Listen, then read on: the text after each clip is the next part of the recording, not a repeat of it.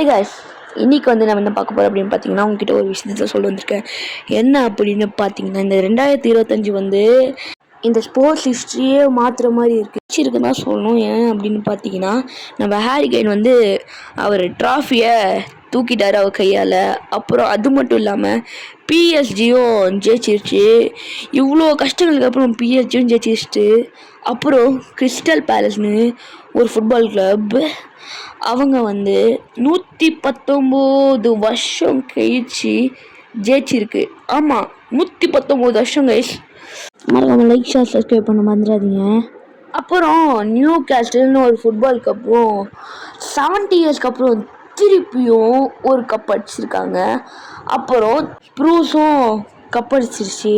அப்படின்னா sun also lifted is first trophy. அப்புறம் போலோங்கானா எஃப்சின்னு ஒன்று இருக்குது. அவங்க வந்து 51 வருஷம் கழிச்சு திருப்பி கப் அடிச்சிருக்காங்க. அப்புறம் ஃபைனலாக ஆர்சிபி. ஆமாம், ஆர்சிபியும் ஃபைனலாக கப் அடிச்சிருச்சு. இந்த வருஷம் இதனால் எவ்வளோ நல்லா இருக்க முடியுமான்னு கேட்குற மாதிரி வந்துருச்சு. இந்த வருஷம் செமையாக இருந்தது இந்த வருஷம். அப்புறம் அவ்வளோதான் இந்த வீடியோ.